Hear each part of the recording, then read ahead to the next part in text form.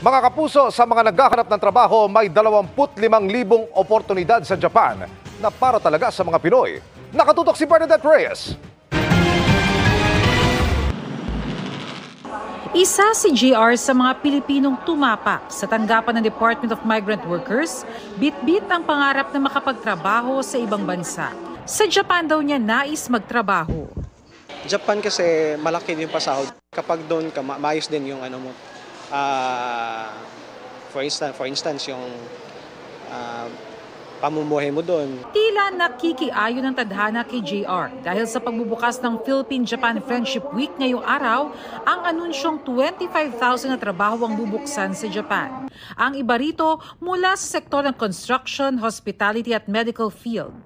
Yung mga makikilahok dito, mga licensed recruitment agencies, inaasahan natin na mas madali kasi nga nandoon na mismo sila. Nandoon na yung, kumbaga, physically, hindi ka na kailangan pumunta sa Makati o Manila o saan man nandoon yung tanggapan ng recruitment agency.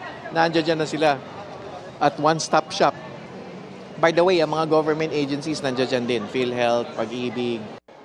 Tapat, masipag, mapag-aruga, masigla at masiyahin. Ilan lang sa mga katangian ng mga overseas Filipino workers na talaga namang hinahangaan ng mga Japanese employers ayon sa DMW.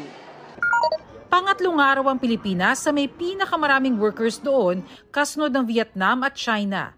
Sa ngayon may mahigit 300,000 na documented na mga Pilipino ang nagtatrabaho sa Japan sa professional at skilled category. Pagsisiguro naman ni Japanese Ambassador to the Philippines, Endo Kazuya, mapapangalagaan ng kapakanan ng mga OFWs sa kanilang bansa. Japan shares the same values, and we are one with the Philippines in ensuring that OFWs obtain decent work. We mandate that all foreign workers receive the same wages, protections, and benefits as their Japanese counterparts. Gaganapin ang job fair sa August 1 Huwebes sa Robinson's Galleria. Para sa GMA Integrated News, Bernadette Reyes, nakatutok 24 oras.